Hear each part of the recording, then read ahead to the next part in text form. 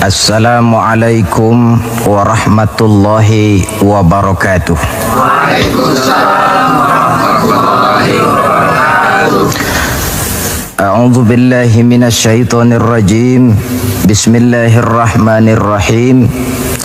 Wal 'asri innal insana lafi khusr illa alladzina amanu wa 'amilus shalihat wa tawasaw bil haqqi wa tawasaw bis sabr. Shadaqallahul azim. Saudara-saudara seiman dan sekeyakinan yang berbahagia, seperti yang sama kita maklum, ada satu kesamaan pandangan dari kita bangsa Indonesia tentang agama, yaitu bahwa agama merupakan hal yang mutlak penting dalam kehidupan ini. Baik dasar negara Pancasila maupun Undang-Undang Dasar 45 seperti yang tercantum dalam pasal 29 ayat 2 seharusnya menjadikan merupakan tempat yang subur bagi tumbuh dan berkembangnya kehidupan beragama di negara yang kita cintai ini. Namun dalam kenyataannya, tidak semua orang yang mengatakan agama itu penting lalu mau hidup mengikuti aturan agama. Lebih celaka lagi kalau agama hanya sekedar dijadikan lipstik, pemanis bibir, penghias hidup. Agama cuma sekedar seminar, muktamar, kongres atau tulisan besar-besar, tetapi yang tidak pernah terwujud di dalam kehidupan nyata sehari-hari. Oleh karena itu, dalam rangka ikut serta memantapkan kehidupan beragama di negara yang kita cintai ini, pada pertemuan kita kali ini saya akan mencoba menjelaskan bagaimana seharusnya sikap seorang muslim terhadap Islam. Ayat yang saya bacakan di awal tadi merupakan surah terpendek ketiga dalam Al-Quran sesudah surah Al-Kautsar dan surah Al-Ikhlas, di mana Allah Subhanahu wa Ta'ala menyatakan, demi masa sesungguhnya manusia pasti berada di dalam kerugian kecuali orang-orang yang beriman, beramal saleh, nasihat menasihati di dalam kebenaran, dan nasihat menasihati dengan cara yang sabar. Apabila kita dekati ayat ini, akan segera nampak di dalamnya 4 sikap seorang muslim terhadap Islam.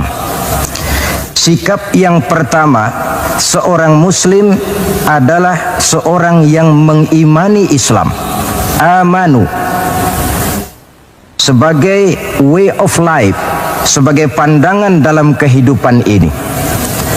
Masalahnya kemudian, bagaimana seorang muslim mengimani Islam sebagai agamanya?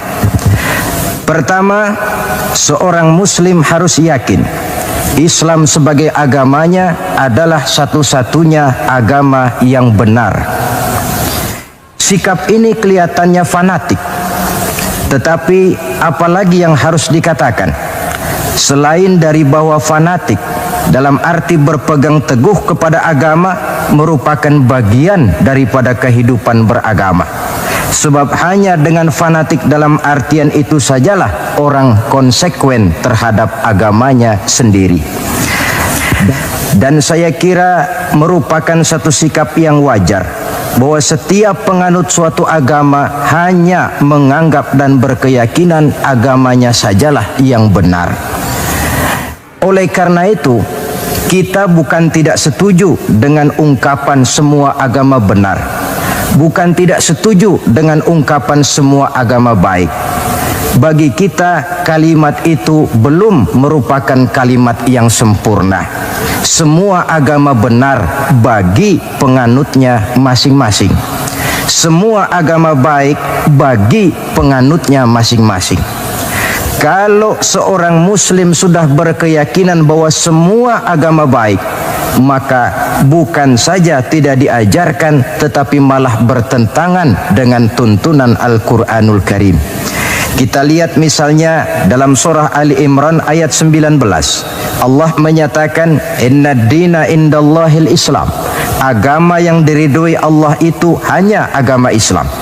Selanjutnya dalam Ali Imran 85 Allah menjelaskan, wa may yabtaghi ghairal islami dinan fala yuqbala minhu fahuwa fil akhirati minal khasirin.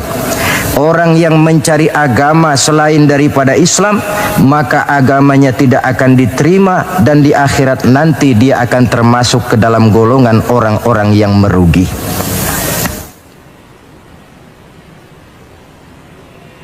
Perkara bahwa kita menghormati orang lain agama itu tentu, apalagi sebagai bangsa yang sedang melaksanakan pembangunan, kita perlu menjaga kesatuan dan persatuan kita sebagai bangsa. Tetapi menghormati orang tidak identik dengan menghormati agamanya. Satu hari, saudara-saudara, ketika Rasulullah Sallallahu Alaihi Wasallam sedang berkumpul dengan para sahabat, lewatlah serombongan orang mengusung jenazah. Rasul berdiri, sahabat ikut berdiri. Ketika jenazah sudah lewat, seorang sahabat memberitahu, "Ya Rasul, yang tadi diusung orang itu jenazah Yahudi. Kenapa Tuhan berdiri memberikan hormat sampai kita juga ikut berdiri?" Jenazah Yahudi, kata Rasul. "Iya." "Orang bukan itu?" "Ya orang, kalau orang sih." Nah, kalau kau lihat orang diusung macam itu berdiri, sudah mati sekalipun masih diberikan penghormatan. Tetapi itu manusianya. Perkara agama kita dibatasi oleh ayat lakum dinukum waliyadin. Bagi Tuhan agama Tuhan, bagi kami agama kami. Tuhan silahkan melaksanakan agama Tuhan, kami akan melaksanakan agama kami. Kami hormati Tuhan, Tuhan juga hormat kepada kami. Persilahkan melaksanakan ajaran agama tanpa perlu menyampaikan agama kepada orang yang sudah beragama. Inilah sikap yang perlu ditegakkan agar kita jangan ngambang di dalam kehidupan beragama dengan memandang semua agama sama saja, semua agama benar, yang pada akhirnya kita tidak akan punya prinsip di dalam memegang teguh ajaran agama kita. Yang kedua, dalam rangka mengimani Islam, seorang muslim harus yakin dan berpandangan bahwa Islam sebagai agamanya adalah agama untuk seluruh manusia. Kalau Nabi Nuh diutus oleh Allah cuma untuk kaumnya saja, Nabi Ibrahim pun untuk umatnya saja, Nabi Musa demikian pula, Nabi Isa pun begitu. Tetapi Nabi Muhammad sallallahu alaihi wasallam diutus oleh Allah Subhanahu wa taala untuk seluruh umat manusia. Kita baca dalam surah Al-Anbiya ayat 107, Allah Subhanahu wa taala menyatakan, "Wa ma arsalnaka illa rahmatan lil alamin." Kami tidak mengutus engkau wahai Muhammad melainkan untuk menjadi rahmah bagi seluruh alam. Dewasa ini, saudara-saudara, kita melihat timbulnya gejala di mana orang menganggap seolah-olah agama itu barang impor. Islam katanya kiriman Arab. Buktinya Quran bahasa Arab, hadis bahasa Arab, sholat menggunakan bahasa Arab. Nah, akibat timbulnya pemikiran semacam ini, mulai nampak gejala orang menghindarkan diri daripada Islam. Sebenarnya bahwa Arab sebagian besar memang Islam, itu harus kita akui. Tetapi bahwa Islam bukannya Arab, itu pun juga merupakan kenyataan. Perkara kemudian Quran menggunakan bahasa Arab tidak lain karena Rasulullah Sallallahu Alaihi Wasallam diutus oleh Allah di tengah masyarakat Arab ketika itu.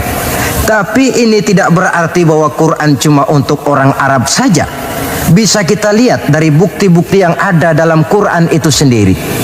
Pertama, tidak ada satu ayat Quran pun yang ditujukan khusus kepada orang Arab semata-mata.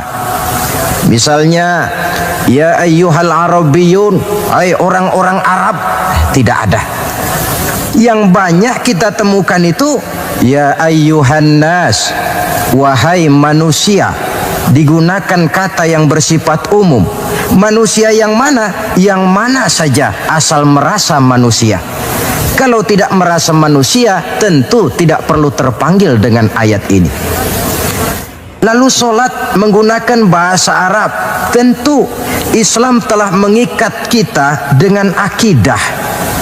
Sama Allah yang kita sembah, sama arah yang kita tuju dalam menyembah, sama bacaan yang kita baca, sama bahasa yang kita gunakan. Dari persamaan-persamaan semacam itu timbul ilaqah ruhiyah, mekanisme psikis yang pada gilirannya mengikat nilai-nilai persaudaraan yang lebih erat lagi.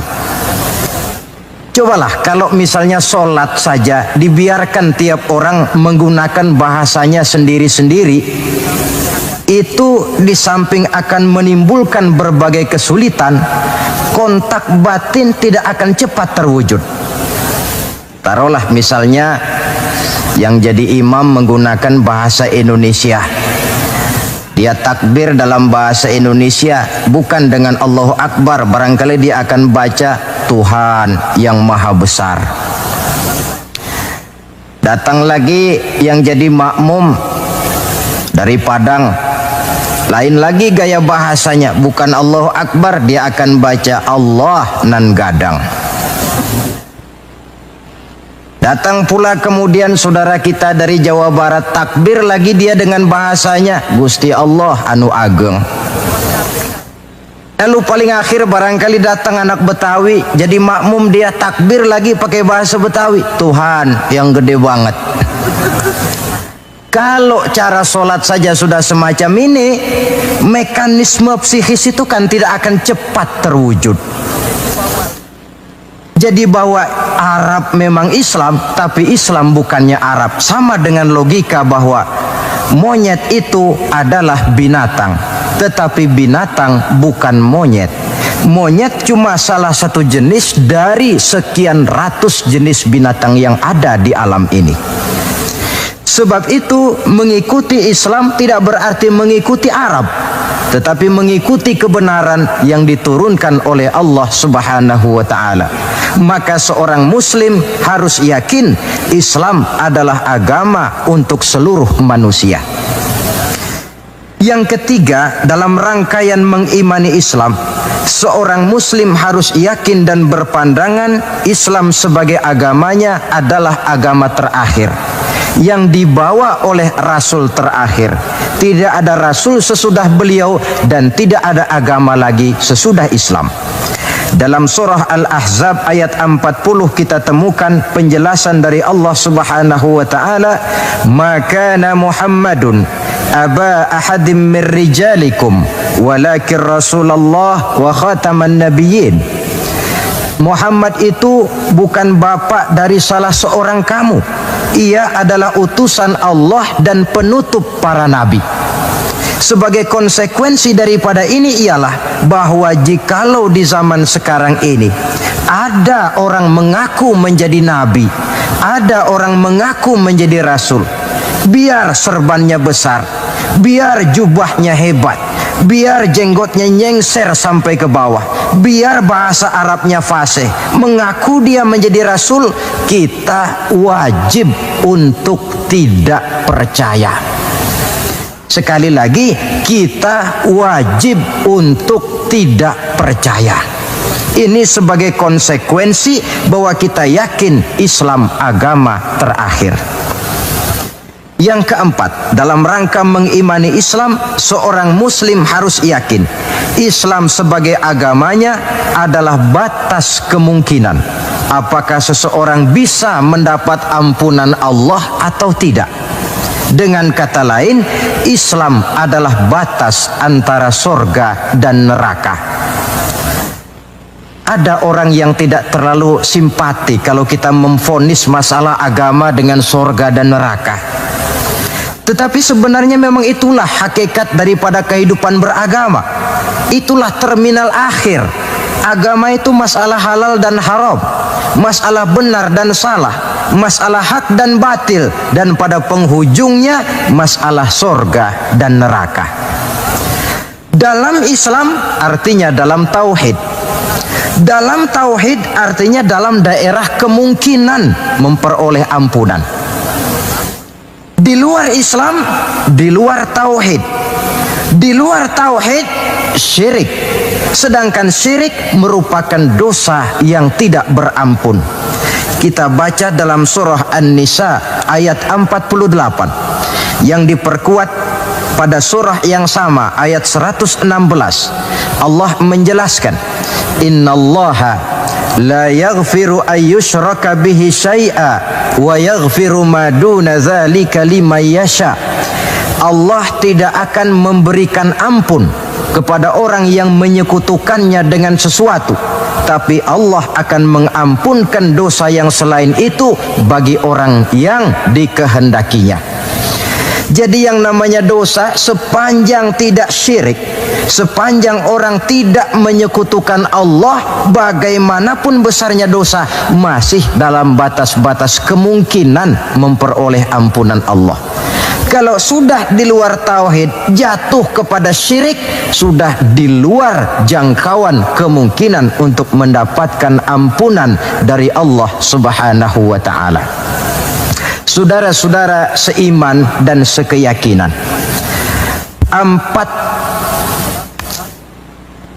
empat cara di dalam kita mengimani Islam ini pada gilirannya akan memberikan warna di dalam kehidupan kita. Nilai-nilai iman semacam inilah yang kita kehendaki agar kita selamat daripada kerugian seperti yang dijelaskan Allah dalam awal surah Al-Asr itu tadi. Nah, sekarang sikap yang kedua. Bagaimana sikap seorang muslim terhadap Islam setelah amanu, setelah dia mengimani Islam? Yang kedua, wa amilus shalihat. Seorang muslim adalah seorang yang mengamalkan Islam. Sebab apa? Kita tentu maklum, iman konsepsi ideologis yang bersifat abstrak. Sedangkan amal refleksi yang ditimbulkan oleh nilai-nilai iman itu. Iman ibarat strom, tidak nampak oleh pandangan mata zahir. Kita tidak bisa melihat strom itu. Yang bisa kita lihat gejala yang ditimbulkan oleh strom, baik dalam bentuk terang misalnya, suara, gema, gerak, dan sebagainya. Iman tentu saja tidak kelihatan, tapi bisa dinilai dari amal yang dikerjakan oleh orang.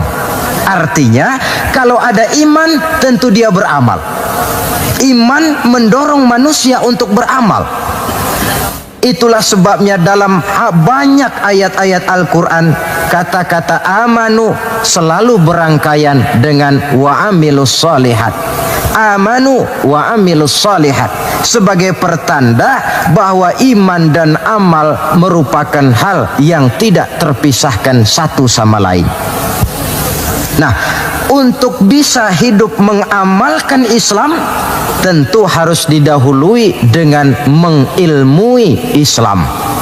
Sebab bagaimanapun juga mengamalkan Islam tanpa didasari oleh mengilmui Islam, maka besar kemungkinan amaliyah kita akan sia-sia adanya.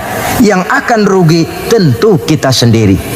Oleh sebab itu, setelah mengimani Islam, kita berkewajiban mengamalkan Islam dengan didahului oleh pengetahuan tentang Islam. Jangan sampai seperti yang nampak banyak sekarang ini, di mana orang memandang Islam itu seperti orang buta mengenal gajah. Ini yang barangkali dalam istilah para sosiolog disebut dengan frame of reference, kacamata pandangan yang salah. Ada 3 orang buta dilepas ke kebun binatang, disuruh kenal gajah. Saya yakin laporannya pasti lain-lain. Orang buta pertama datang, lapor Pak, yang namanya gajah kecil, panjang seperti ular. Kenapa dia laporan macam ini? Sebab kebetulan yang dia pegang ekornya. Datang orang buta kedua, ngotot. Salah Pak, itu tidak betul. Yang paling betul saya Pak. Kalau gajah itu Pak, kecil, besar, tipis, lebar, seperti kipas. Sebab apa? Karena kebetulan yang dia pegang telinganya. Lalu orang buta ketiga datang, lebih ngotot lagi dari yang kedua ini. Pak, dua-duanya Pak salah, tolol bin goblok. Yang paling betul itu saya Pak. Yang namanya gajah itu Pak, besar tinggi macam pohon kelapa. Sebab apa? Kebetulan yang dia pegang kakinya. Salahkah mereka? Tidak salah, cuma datanya belum lengkap. Baru kenal ekor gajah sudah berani mengambil kesimpulan itulah gajah. Yang satu baru kenal telinga gajah sudah menarik konklusi itulah gajah. Dan yang lain baru tahu dan baru kenal kaki gajah sudah mengemukakan pendapat itulah dia gajah.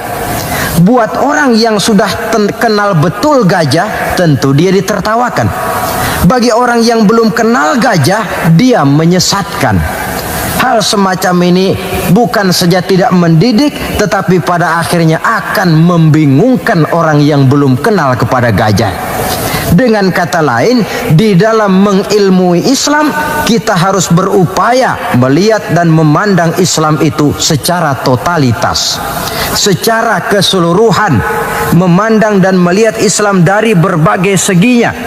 Sehingga dengan demikian akan terbuka nuansa pandangan mata kita melihat kebesaran, kelengkapan dan kesempurnaan daripada ajaran agama kita sendiri. Nah, kalau nilai-nilai iman diwujudkan dan dibuktikan dengan pengamalan kita tentang Islam, barulah nilai iman kita itu beroleh wujudnya yang konkret di dalam amalan-amalan kita sehari-hari. Tanpa itu, iman cuma tinggal sekedar kata. Akidah cuma tinggal sekedar keyakinan dan fondasi yang tanpa perwujudan di dalam realita kehidupan ini. Demikian sikap yang kedua. Lalu yang ketiga, saudara-saudara, setelah mengimani Islam, kemudian mengamalkan Islam, seorang muslim harus mendakwahkan Islam. Tawasau bil haqqi, nasihat menasihati di dalam kebenaran. Pada hakikatnya setiap kita ini mubalik. Setiap kita berkewajiban menyampaikan dakwah kepada orang yang belum atau kurang mengetahui suatu persoalan yang kebetulan kita lebih mengetahui tentang itu. Tidak ada masalah kita berdakwah dengan menguraikan bismillah misalnya, kalau pendengar kita kebetulan orang yang belum mengerti bismillah. Dengan demikian akan terjadi pemerataan pemahaman agama. Tidak perlu harus selalu jadi mubalik. Kalau kita kebetulan seorang pedagang, lalu dalam dunia perdagangan kita bisa memberikan contoh bagaimana seharusnya seorang muslim berdagang, maka kita sudah mendakwahkan kepada orang lain bagaimana cara dagang menurut Islam. Dakwah bil hal namanya, di mana setiap pribadi muslim menjadi iklan daripada agamanya. Dia harus sanggup berkata, tuan-tuan mau tahu bagaimana cara dagang menurut Islam? Lihat cara kami orang Islam dagang. Tuan-tuan mau tahu bagaimana cara berumah tangga menurut Islam? Lihat cara kami orang Islam berumah tangga. Tuan-tuan mau tahu bagaimana cara bertetangga menurut Islam? Lihat cara kami orang Islam bertetangga. Seorang muslim menjadi iklan daripada agamanya.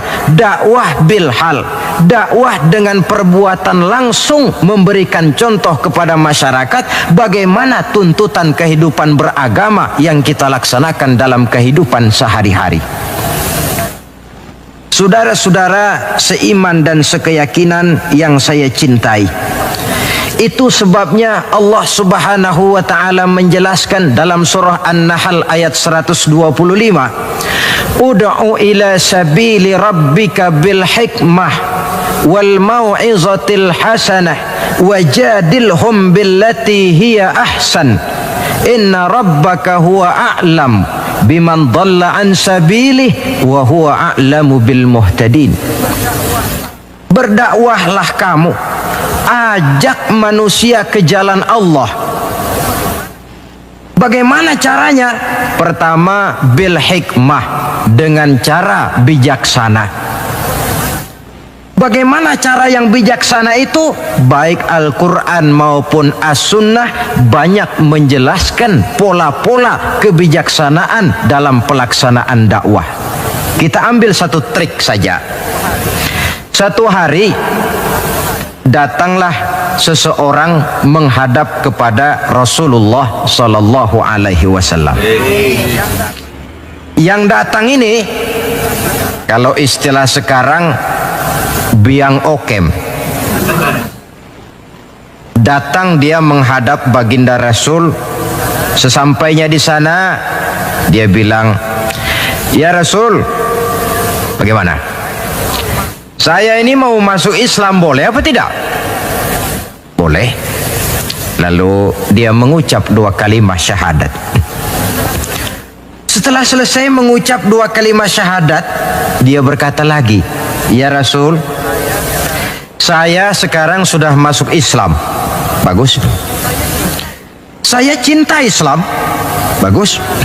"Saya juga cinta kepada Anda ya Rasul." Bagus. "Cuma saya juga cinta kepada dosa ya Rasul. Terus terang saja saya ini suka judi, saya suka zina, dan saya senang mabuk. Dan saya belum bisa meninggalkan semua itu." Marahkah Rasul mendengar keterus-terangan orang ini? Dihardikkah orang ini oleh Rasul? "Macam apa kau, sama Islam cinta, sama dosa juga cinta?" Ternyata tidak. Mendengar keterus-terangan orang ini, baginda Rasul tersenyum. Seraya bersabda, "La ba'sa bi." Tidak apa-apalah. "Jadi kau senang zina?" "Iya." "Mabuk?" "Wah, hampir tiap malam saya teler."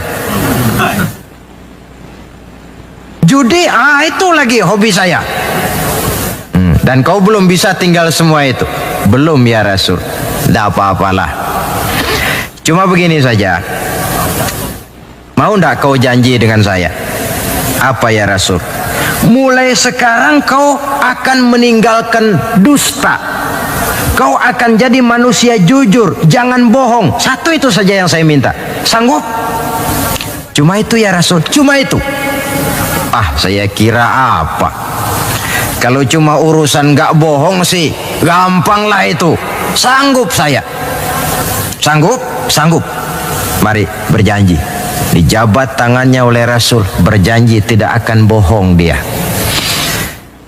Dalam perjalanan pulang, orang ini berkata dalam hati, "Ma ashala ma talaba hadzan nabil karim." Alangkah mudahnya permintaan Rasul ini. Saya sudah berterang-terangan suka judi, suka zina, suka mabuk. Tidak disuruhnya meninggalkan semua itu, cuma diminta jangan bohong saja. Dia kira orang nggak bohong itu gampang.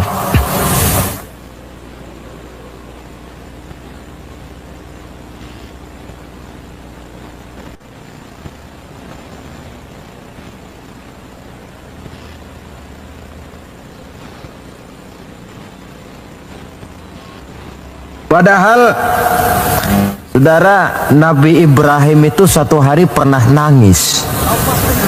Allah tegur Ibrahim, "Kenapa nangis kamu ini?" Kata Nabi Ibrahim, "Ya Allah, bagaimana saya tidak nangis? Saya ingat-ingat Nabi Adam itu dosanya cuma satu, tidak boleh makan buah khuldi, dia makan. Kau begitu murka, kau usir dia dari surgamu.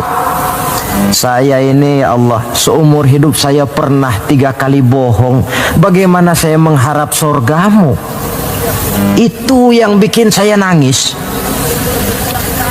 3 kali seumur hidup, 3 kali bohong. Nabi Ibrahim nangis.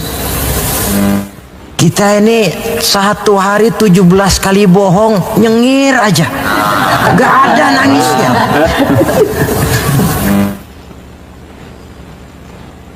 Saudara hadirin, demikianlah orang ini pulang ke rumah dengan satu anggapan dalam hatinya bahwa apa yang diminta oleh Rasul adalah sesuatu yang mudah. Lalu hari-hari pun berlalu, berganti dengan minggu, minggu pergi, datanglah bulan. Sampai pada suatu hari ketika orang ini sedang berjalan, dia melihat seorang perempuan dengan paras yang cukup cantik. Datang syahwatnya. Rupanya orang ini termasuk kelas tegangan tinggi juga.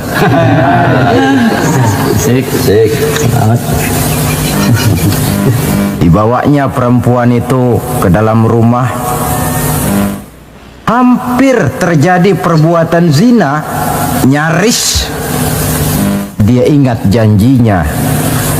Iya, saya ini kan sudah janji dengan Rasul tidak mau bohong. Nanti kalau saya bertemu Rasul lalu saya ditanya, kamu zina apa enggak sekarang? Saya harus jawab bagaimana? Kalau saya bilang iya, tentu hukum berlaku. Kalau saya bilang tidak, artinya saya bohong. Padahal saya sudah berjanji tidak mau bohong. Peranglah antara bisikan iman dan bisikan nafsunya. Ternyata kemudian bisikan iman ini menang. Tidak jadi dia lakukan perbuatan zina itu. Lain waktu dia melihat sesuatu yang indah menawan, terdetik dalam hatinya mau mencuri. Sudah dia ulurkan tangan hendak mencuri itu, ingat lagi, saya sudah janji dengan Rasul tidak mau bohong. Kalau satu hari saya bertemu beliau ditanya saya kau mencuri apa tidak, bagaimana saya harus menjawab? Saya katakan iya, tentu hukum berlaku. Kalau saya bilang tidak, artinya saya bohong. Perang lagi iman dan nafsunya. Akhirnya iman menang, tidak jadi dia mencuri. Begitulah orang ini tiap kali mau melakukan kejahatan, ingat janjinya kepada Rasul bahwa dia tidak mau bohong. Sampai akhirnya dia tidak pernah jadi melakukan berbagai macam kejahatan. Paling akhir dia datang menghadap Rasul, ya Rasul sodakta, ya Rasul Anda benar. Kenapa? Yang Anda minta cuma satu, jangan bohong. Tapi rupanya itu pokoknya ya Rasul. Saya ternyata tidak berkutik. Sampai paling akhir dia menjadi salah seorang sahabat yang terbaik dari baginda Nabi. Sebab apa? Hanya diminta meninggalkan bohong oleh Rasul. Ini pola dakwah yang dilaksanakan oleh Rasul dengan cara bijaksana. Processingnya melalui tahapan yang sesuai dengan kemampuan orang. Contoh lain, satu hari datanglah seorang sahabat melapor, halak tuh ya Rasulullah, wahai Rasul celaka saya ini. Ma'ahlakaka, apa yang bikin kamu celaka? Dia bilang, waqa'tu ala imra'ati fi Ramadan. Saya lagi puasa Ramadan, saya nggak tahan sama istri saya itu. Lalu nyelonong ya Rasulullah. Rupanya pengantin baru ini. Kata Rasul, nyelonong bagaimana? Ya nyelonong-nyelonong. Kalau memang begitu, bayar dendanya. Apa dendanya ya Rasul? Bebaskan budak. Waduh, saya tidak punya budak ya Rasulullah. Tidak punya? Tidak punya. Puasa 2 bulan berturut-turut. Ya Rasul, tidak kuat saya. Tidak kuat? Tidak kuat. Jangankan yang 2 bulan, yang sebulan aja nyelonong. Bagaimana yang 2 bulan? Saya tidak sanggup ya Rasul. Kalau memang tidak sanggup juga, beri makan 60 fakir miskin, 1 orang 1 mud. Ya Rasul, jangankan memberi makan 60 fakir miskin. Istri saya ini di rumah 1 hari masak, 3 hari libur. Saya ini orang susah. Lagi pula saya pikir orang ini kebangetan juga. Sudah melarat sama larangan kok berani. Rasul tersenyum kemudian masuk ke dalam kamar. Keluar lagi beliau membawa sekeranjang kecil kurma. Kalau kau memang tidak punya apa-apa, bawa pulanglah ini, sedekahkan kepada orang-orang miskin di kampungmu sebagai pembayar dendamu. Ya Rasulullah, apa lagi? Di kampung saya itu yang paling miskin saya. Bukan main. Akhirnya Rasul cuma senyum, beliau bilang, ya sudah, bawa pulanglah nih, beri makan anak istrimu di rumah. Sudah melanggar larangan, dapat korma pula. Pola kebijaksanaan semacam ini menunjukkan elastisitasnya watak Islamil. Tidak kalau sudah begitu ya mesti begitu. Kita saja kan besar ini lewat tahapan. Begitu lahir kita cuma minum air susu ibu. Meningkat besar sedikit baru kita makan pisang. Bila sudah besar lagi, agak besar lagi, baru bubur. Sudah besar betul, baru makan nasi. Lebih besar lagi, barangkali termasuk jengkol dan sebagainya. Bayangkan kalau orang begitu lahir sudah dikasih jengkol, itu tidak bijaksana kan, akan rawan akibatnya. Pendeknya, dengan dakwah cara bijaksana ini, jangan memancing ikan pakai anggur. Bagaimanapun enaknya anggur itu bukan makanan untuk ikan.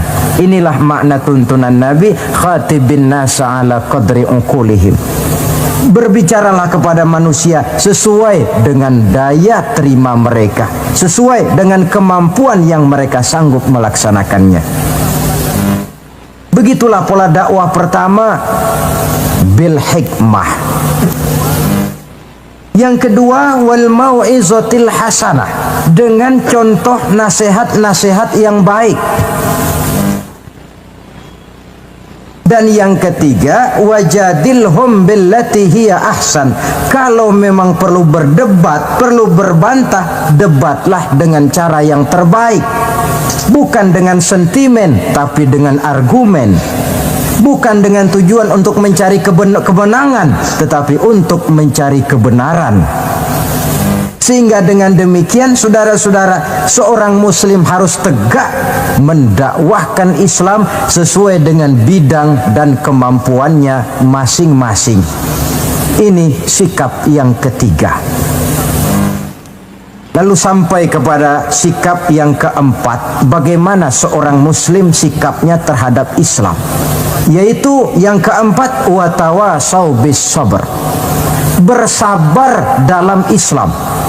Setelah kita mengimani Islam, mengamalkan Islam, kemudian mendakwahkan Islam, pada yang keempat, bersabar dalam Islam. Sebab apa? Perjalanan mengimani Islam, mengamalkan Islam, mendakwahkan Islam bukan perjalanan yang lurus bertabur bunga di kanan kirinya. Jalannya menanjak, penuh onak dan duri. Namun tidak ada perbuatan tanpa resiko. Orang yang berani berbuat harus berani resiko. Mengimani Islam ada resikonya, mengamalkan Islam ada resikonya, mendakwahkan Islam, menegakkan yang ma'ruf, menghancurkan yang munkar pun ada resikonya. Bersabar dalam Islam. Bagaimana orang yang sabar itu? Allah menjelaskan, wa basyiris sabirin allazina iza asabathum musibah qalu inna lillahi wa inna ilaihi raji'un. Orang yang sabar tidak lain adalah orang-orang yang kalau mereka mendapat musibah, terkena satu kesulitan, kembali kepada konsepsi dasar inna lillahi wa inna ilaihi raji'un. Kami berasal dari Allah dan kepada Allah pula kami akan kembali. Bukan ucapan itu yang penting, tapi penghayatannya. Kalau pada suatu saat misalnya kita harus melepaskan jabatan yang kita cintai, kembali kepada konsepsi inna lillahi wa inna ilaihi raji'un. Dahulunya pun ketika lahir ke dunia ini, saya tidak membawa jabatan apa-apa. Kalau satu saat kita kehilangan harta benda yang sangat kita sayangi, kembali kepada konsepsi dasar. Dahulunya pun waktu terlahir ke alam ini saya tidak membawa apa-apa. Inna lillahi wa inna ilaihi raji'un.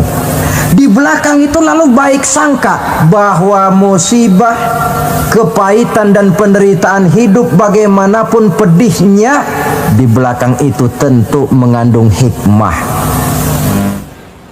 Cuma barangkali mata kita saja yang agaknya kurang terbuka untuk menelusuri hikmah di belakang itu.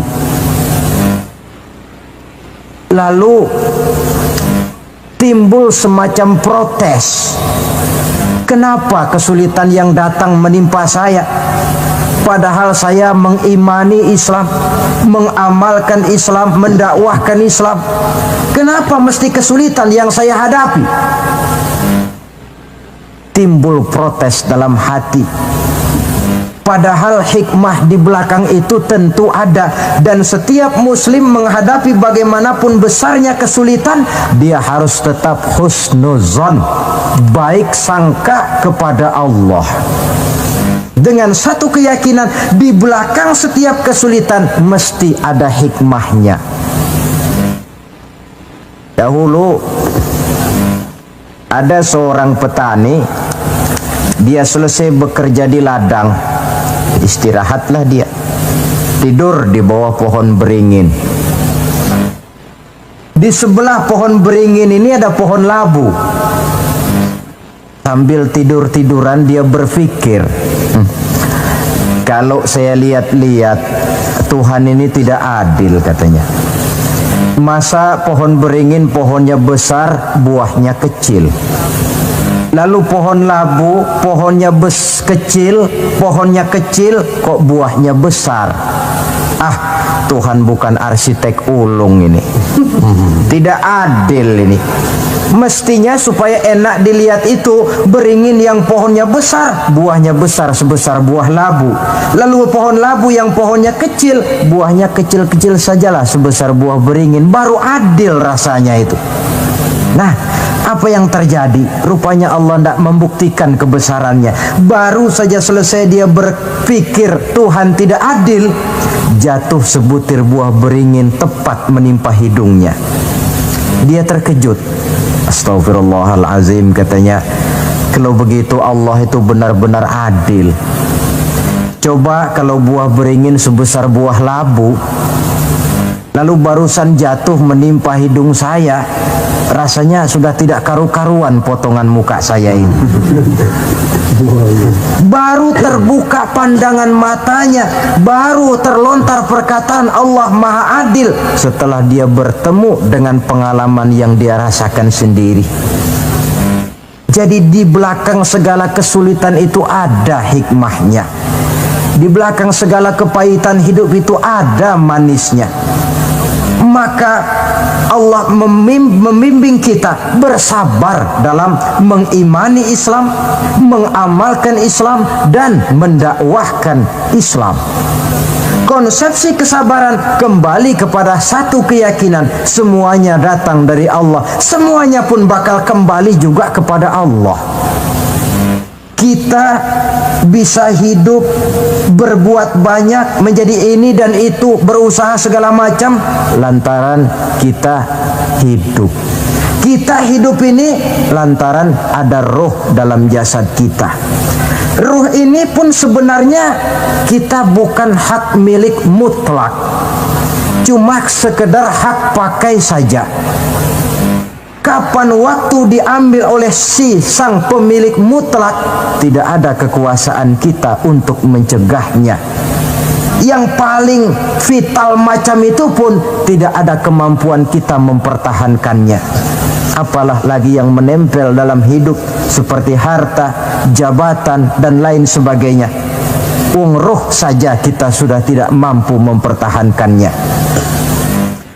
Saudara hadirin yang berbahagia, maka keuntunganlah yang akan diperoleh bagi mereka yang sabar, tabah, ulet, dan tahan uji menghadapi segala macam ujian dan cobaan di dalam dia mengimani, mengamalkan, dan mendakwahkan Islam. Barangkali orang bertanya, kenapa sih kok orang-orang yang beriman saja yang kelihatannya banyak sekali diuji? Nah, itulah yang masalahnya memang. Justru yang beriman yang diuji. Lagi pula kalau tidak ada imannya, yang mau diuji apanya dong? Tidak ada. Dalam logika sehari-hari jelas saja yang ulangan itu anak sekolah.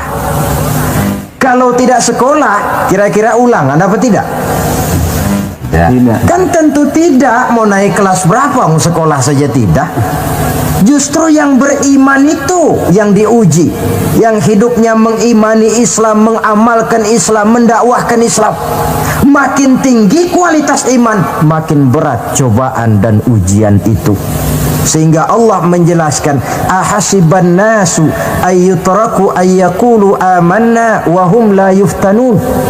Adakah manusia menyangka mereka akan dibiarkan saja mengatakan amanna, kami mengimani Allah, kami mengimani Islam, wa hum la yuftanun, padahal mereka belum diuji lebih dahulu. Artinya, jikalau kita sudah berani berkata saya iman kepada Allah, saya mengimani Islam dengan sepenuh keyakinan, siap-siaplah menghadapi cobaan dan ujian. Dan yang namanya cobaan ini tidak selalu yang berbentuk susah. Wa nabluukum bil khairi wasyarri, kata Allah, kami akan coba, kami akan uji kamu dengan yang enak dan dengan yang tidak enak. Jadi bukan cuma sakit cobaan, sehat juga ujian. Bukan cuma miskin ujian, kaya pun cobaan. Tidak punya uang, cobaan. Banyak uang, ujian. Tapi kan belum pernah kita dengar ada orang bilang, Pak, saya lagi diuji oleh Allah. Kenapa? Uang saya lagi banyak, Pak. Belum ada orang berkata macam begitu. Kalau sudah bangkrut, pailit, nah barulah dia merasa diuji Allah. Dan dalam kenyataan banyak orang lulus ketika diuji dengan kemiskinan, tapi gagal berantakan setelah dia dicoba dengan kekayaan. Banyak yang ingat Allah dikala dia sakit, dan manakala dia sudah sehat, Allah pun dilupakan. Ketika miskin dia hamba Allah, setelah kaya pindah menjadi hamba harta. Ketika dia orang biasa, dia hamba Allah. Naik pangkat, punya jabatan, pindah budak pangkat, budak jabatan. Tidak sesuai lagi antara ucapan dan perbuatannya. Baik, barangkali kita bercermin dari kehidupan seorang nabi, yaitu Nabi Ayub alaihi salam. Beliau ini orang kaya.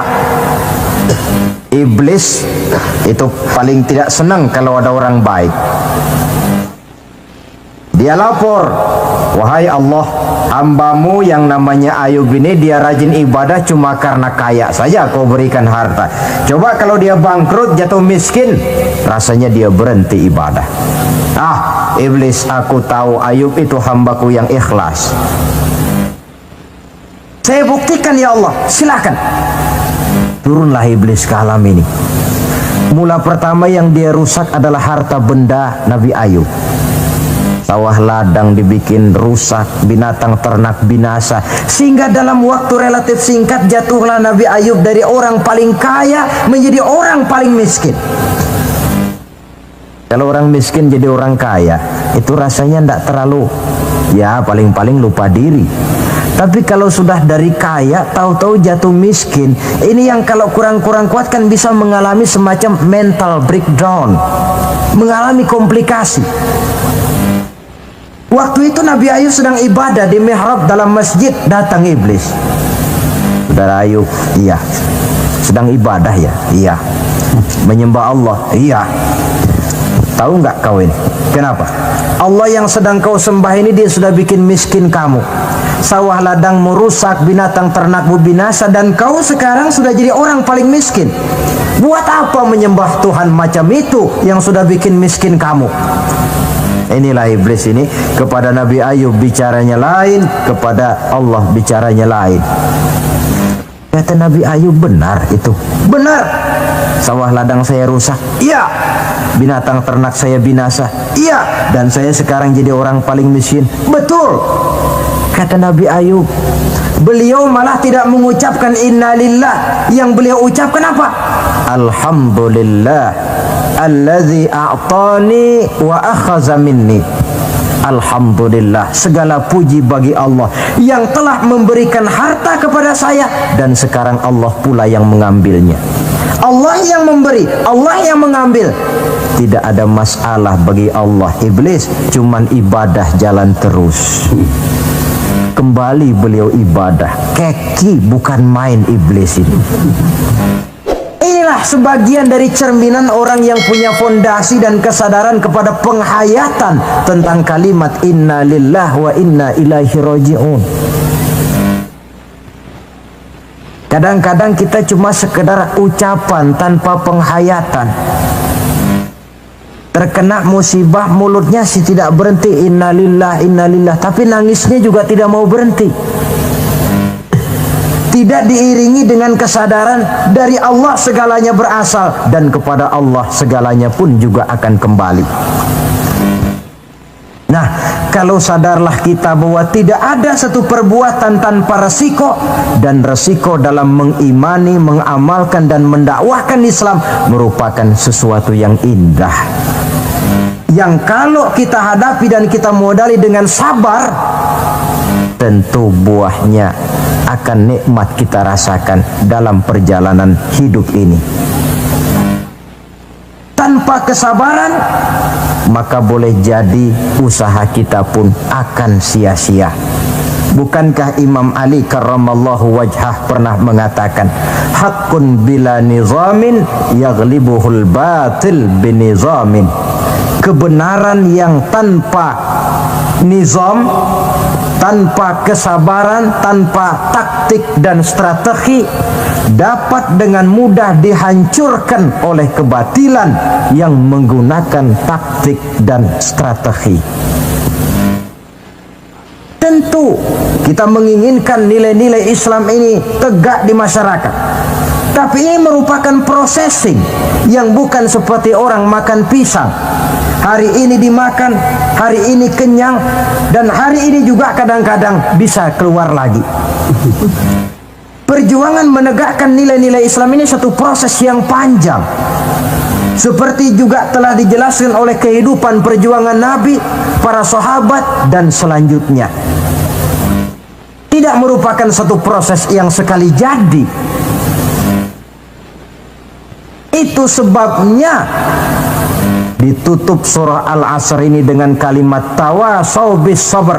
Hendaknya bersabar kita di dalam menegakkan sikap yang dituntut dalam surah Al-Asr itu tadi. Saudara-saudara hadirin yang saya hormati, dengan demikian 4 sikap telah saya kemukakan. Dari 4 sikap ini ternyata seorang muslim dituntut untuk menjadi pengiman Islam, pengamal Islam, dan pengawal-pengawal Islam, dengan motif sabar sebagai landasan daripada perjuangan kita mengimani, mengamalkan dan mengawal Islam dengan pelaksanaan dakwah yang sesuai dengan bidang dan kemampuan kita masing-masing. Yang kita harapkan tentunya bahwa nilai-nilai keimanan kita ini mewarnai kehidupan dan menjadi warnanya hidup. Saya kira pun pembangunan akan lebih berhasil, Pancasila akan lebih aman di negara ini kalau dijaga dan dikawal oleh orang-orang yang teguh memegang agama dengan segala konsekuensinya. Mengimani agamanya dan iman itu menjadi warnanya kehidupan. Dengan kata lain, kalau iman ini sudah ikut kemanapun kita pergi dan dimanapun kita berada, itu sebenarnya sumber etika otonom. Bukankah satu bangsa yang baik selalu terdiri dari masyarakat yang baik? Masyarakat yang baik terdiri dari warga yang baik. Warga yang baik terdiri dari keluarga yang baik, dan keluarga yang baik terdiri dari pribadi yang baik. Nah, pribadi akan menjadi baik kalau dia dikontrol oleh nilai keimanannya. Sebab apa? Puncak keimanan yang tertinggi sebenarnya tidak lain manakala seseorang sudah merasakan kehadiran Allah dekat dalam hidupnya. Kalau itu sudah dimiliki, apalagi yang lebih mampu mengontrol kita, merasakan kehadiran Allah dekat dalam hidup. Sebab itu sebagai akhir, bawalah iman ini kemanapun kita pergi dan dimanapun kita berada. Kadang-kadang iman kita ini kan cuma sekedar penunggu rumah. Pegawai negeri mau ke kantor, imannya ditaruhnya di lemari. Sudahlah iman, kau tidak ikut ke kantor. Kalau kau ke kantor nanti aku nggak bisa korupsi. Pedagang ke pasar, iman ketinggalan di rumah. So kalau iman dibawa ke pasar, katanya timbangannya tidak bisa curang. Tertinggallah iman itu di rumah. Iman yang tertanam dalam hati menimbulkan etika otonom, dan etika otonom membuat manusia selalu merasakan kehadiran Allah dekat dalam hidupnya. Kemana lagi tempat kita hendak melakukan kesalahan kalau Allah menjadi daya kontrol yang paling efektif di dalam kehidupan? Inilah yang kita bicarakan pada pertemuan kita kali ini. Semoga Allah memberikan kekuatan kepada kita. Amin. Untuk hidup tegak mengimani Islam, amin, mengamalkan Islam, amin, mendakwahkan Islam, amin, dan bersabar di dalam Islam. Amin. Saya akhiri dengan satu ungkapan. Wa qad yurja li jarhi sayfi bur'un wala bur'u lima jarahal lisan. Kalau pedang lukai tubuh, masih kan ada harapan sembuh. Kalau lidah lukai hati, kemana obat hendak dicari? Untuk itu saya mohon dibukakan pintu maaf yang sebesar-besarnya. Semoga yang saya sampaikan ini ada manfaatnya. Usikum wa iyaya bitaqwallah. Aqulu qawli hadza. Wassalamu alaikum warahmatullahi wabarakatuh. Waalaikumsalam warahmatullahi wabarakatuh. Maka di zaman sekarang akhlak kita kepada Allah sering kena erosi, sering kena polusi. Mungkin karena sulitnya lapangan kerja, tingginya tensi ekonomi, persaingan hidup yang makin tajam, sulitnya mencari lapangan kerja, orang kadang-kadang nekat. Sedikit pertimbangan picik, pandangan, mudah melakukan potong kompas, sehingga terjadilah perbuatan-perbuatan yang memelencengkan akhlak kita kepada Allah Subhanahu wa ta'ala. Kadang-kadang terjebak mempercayai selain daripada Allah. Kadang-kadang terjebak di dalam mengagungkan yang selain daripada Allah lebih dari yang seharusnya. Terkenalah akhlak kita kepada Allah jaringan-jaringan erosi dan polusi. Kufur sebagai lawanan daripada tauhid merupakan sifat daripada orang yang tidak berakhlak kepada Allah. Bentuknya pertama bisa syirik. Syirik itu artinya meyakini ada Tuhan lain selain daripada Allah. Itu yang namanya syirik. Jadi percaya Tuhan ada, cuman Tuhannya kelebihan. Itu yang disebut syirik, dan itu merupakan cerminan dari akhlak yang rusak kepada Allah Subhanahu wa ta'ala. Berkeyakinan Tuhan lebih dari satu, berkeyakinan bahwa Tuhan itu beranak atau diperanakkan, atau mengagungkan sesuatu sama dengan Allah, atau menjadikan yang selain Allah sebagai tujuan akhir daripada perjalanan kehidupan ini, maka itu sudah terjebak kita dalam musyrik. Dan syirik satu dosa yang tidak berampun. Bahasa kasarnya, yang namanya syirik itu jenis bapak moyangnya dosa. Saudara-saudara, sebab itu saya pesan, kalau memang terpaksa, biasanya yang tinggal di kota-kota besar itu kalau tidak kepengen dosa kan susah. Kalau terpaksa harus bikin dosa, cari yang kecil-kecil saja, yang kira-kira taubatnya gampang. Umpamanya pulang sholat Jumat nukar sendal, umpama yaitu jelas dosa. Tapi dosa yang taubatnya agak mudah.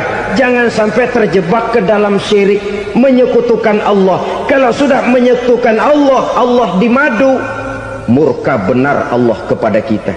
Innallaha la yaghfiru ayyushraka bih wa yaghfiru ma duna dzalika liman yasha. Allah tidak akan memberi ampun kepada orang yang menyekutukannya dengan sesuatu, tapi Allah mau mengampunkan dosa yang selain itu bagi orang yang dikehendakinya. Jadi orang-orang yang sudah terjebak syirik, menyekutukan Allah, meyakini ada Tuhan lain selain daripada Allah, meyakini Tuhan beranak atau diperanakkan, bagaimanapun baiknya mereka di dunia, bagaimanapun sosial jiwanya, bagaimanapun pemurah tangannya memberikan santunan dan pertolongan kepada orang lain, kalau sudah syirik, seluruh nilai kebaikannya akan tidak ada gunanya lagi, karena tidak ada tempat nilai kebaikan itu bergantung. Sedangkan kita berbuat baik agar diterima oleh Allah. Kalau Allahnya marah kepada kita, siapa yang akan menerima nilai kebaikan itu sendiri? Ini bentuk yang pertama. Yang nyata-nyata menyembah berhala, syirik. Yang nyata-nyata beriktikad Tuhan lebih dari satu, syirik. Atau yang tersamar. Yang tersamar itu yang sering jadi penyakit kita. Saya sejak ada perkutut ini di rumah, perkutut. Saudara-saudara, yang merusak akhlak kepada Allah, yang merusak tauhid setelah syirik, bisa juga berbentuk nifak. Nifak itu sifatnya, orang yang punya sifat nifak disebut munafik. Asal katanya dari nafakun. Nafakun itu satu lubang yang punya dua muka, seperti goa, ada tempat masuk, ada tempat keluar. Maka munafik orang yang punya dua muka. Kalau bahasa kita, pandai bermain minyak di atas air, manis jika berhadapan, balik belakang lain bicara. Sehingga apa yang dinamakan nifak, kata Imam Ali Al-Jurjani dalam kitab ta'rifatnya, izharul imanu bil lisan wa kitmanul kufri bil qalbi. Menyatakan, menampakkan iman dengan lidahnya, tapi menyembunyikan kekafiran dalam hatinya. Dengan kata lain, lidahnya mah iman, hatinya mah kafir. Padahal hati itu yang dilihat, padahal hati itu yang dinilai. Kenapa lidahnya mengaku iman? Ya mungkin karena kepepet, mungkin karena kepentingan, mungkin karena ingin mencari kelemahan orang, lalu dia pura-pura beriman, tapi sesungguhnya hatinya kufur. Ini merupakan penyakit munafik. Dan terus terang, menghadapi orang munafik jauh lebih berat daripada menghadapi orang kafir. Kenapa? Munafik ini kan musuh dalam selimut. Mau dibilang musuh nyata-nyata, apalagi di zaman Rasul ya, ketika periode Madinah, berat sekali menghadapi orang munafik. Mau dibilang kafir, kalau ketemu assalamualaikumnya medok juga. Mau dibilang mukmin, di belakang ngegerundel, nyari-nyari penyakit, nyari-nyari lantaran, mencari-cari gara-gara. Kalau kafir jelas kafirnya, kalau musyrik jelas musyriknya. Tapi munafik, di depan kita dia mengaku beriman, di belakang kita dia caci maki kita. Maka demikian rupa watak orang munafik Allah benci betul. Sampai dalam Quran orang munafik itu divonis innal munafiqin fid darkil asfal minan nar. Orang-orang munafik di dasar jurang neraka yang paling bawah, keraknya neraka. Saudara-saudara kaum muslimin rahimakumullah, sebab munafik sangat berbahaya, membahayakan umat, membahayakan agama. Di depan kita mereka ngaku pura-pura beriman, kalau pidato luar biasa memuji agama setinggi langit, menampakkan seolah-olah dia orang yang dekat dengan agama. Saudara-saudara, agama penting, agama mutlak. Tapi yang ngomong begitu agamanya apa? Remeng-remeng. Cuma sekedar lipstick, cuma sekedar dekorasi, cuma sekedar kamuflase, buat ngibuli orang lain. Dia mengaku beragama, mengatakan agama mutlak, menganggap agama penting, seolah-olah memperhatikan benar tentang tatanan kehidupan beragama, tapi sebenarnya di hatinya tidak lebih berkecamuk penyakit-penyakit kufur. Maka sifat munafik ini termasuk menodai tauhid, artinya merusak akhlak kita kepada Allah Subhanahu wa ta'ala. Sifat yang ketiga yang juga merusak akhlak kita kepada Allah dinamakan riddah. Riddah itu sifatnya, orang yang punya sifat riddah disebut murtad. Murtad keluar dari Islam. Keluar dari Islam tentu tadinya di dalam Islam. Oleh satu perbuatan dia bisa menjadi murtad. Misalnya tadinya dia iman benar kepada Allah, tapi melarat. Kadang-kadang sehari masak, 3 hari libur. Akhirnya oleh kesulitan ekonomi dia tidak kuat. Ada yang menawarkan kebaikan, dibawain supermi, dibawain obat-obatan, diberikan beras. Goyah imannya, keluar dia dari Islam, ikut agama orang yang memberikan pertolongan kepadanya, memilih kesenangan sebentar dengan mengorbankan kebahagiaan yang kekal. Maka orang semacam itu riddah sifatnya, murtad orangnya, keluar dari Islam. Dan yang menyebabkan kita murtad bukan cuma orang nyata-nyata memproklamirkan diri keluar dari Islam tapi lalu mengikuti agama orang lain. Bukan cuma itu, mengakui ada Rasul lagi sesudah Nabi Muhammad bisa menyebabkan kita murtad. Mengingkari nikmat Allah bisa menyebabkan kita murtad. Meyakini semua agama benar bisa menyebabkan orang menjadi murtad. Meragukan kesempurnaan dan kelengkapan Al-Quran bisa menyebabkan orang jadi murtad. Mengingkari sunnah bisa menyebabkan orang menjadi murtad. Banyak hal-hal yang bisa mendatangkan penyakit riddah dan membuat pelakunya menjadi murtad. Dan ini menodai akhlak kita kepada Allah Subhanahu wa ta'ala. Itu tadi kufur iman, saudara-saudara. Nyata-nyata mengingkari Allah, baik dalam bentuk syirik, nifak ataupun riddah. Kufur yang kedua dinamakan kufur nikmat. Apa itu kufur nikmat? Sitru nikmatil mun'im au ya'malu fi mukhalafatil mun'im. Menutup-nutup nikmat Allah atau melakukan perbuatan yang menentang, bertentangan dengan kehendak yang memberikan nikmat. Jadi kufur nikmat pertama, nutup-nutupin Tuhan. Tuhan jalingin. Duit lu banyak amat, dari mana? Gua kerja. Lalu kerjanya nomor 1. Orang yang berakhlak kepada Allah, dia akan menjawab, kamu uangnya kok banyak dari mana? Rizki dari Allah. Caranya, saya kerja. Kerja itu cara, rizki itu dari Allah datangnya. Bukankah di zaman sekarang kita sering terpeleset? Ini merupakan cerminan dari rapuhnya akhlak kita kepada Allah Subhanahu wa ta'ala. Karena usaha saya memang, karena saya peras keringat banting tulang, tentu. Tapi sadarkah kita bahwa sepanjang yang bisa kita lakukan cuma berusaha, peras keringat banting tulang?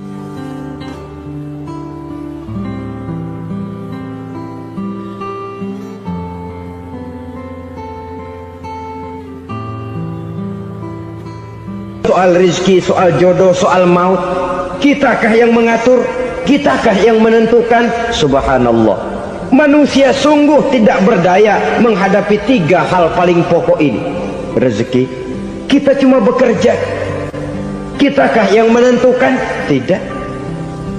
Kita berusaha saja rezeki belum pasti dapat, apalagi kalau kita tidak berusaha. Jangan terjebak dalam fatalisme, belum perang udah nyerah. Emang dasar rezeki datangnya dari Tuhan, gak usah kerja, dan ntar juga kalau dia datang.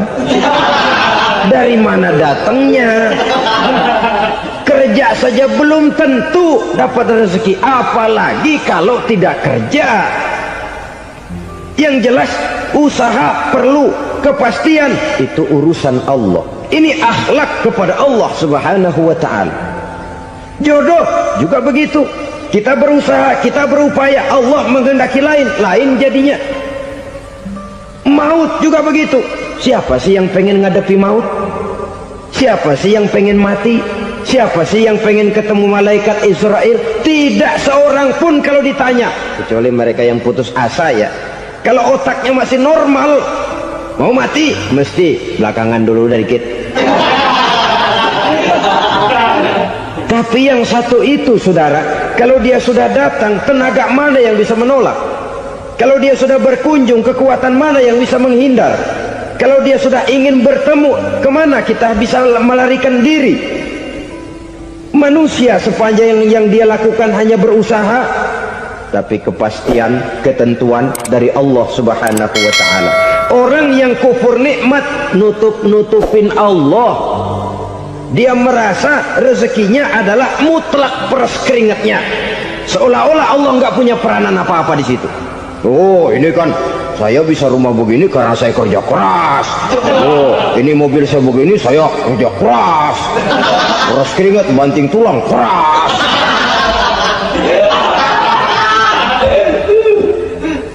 Saudara-saudara kaum muslimin rahimakumullah, jadi menutup-nutupi Allah.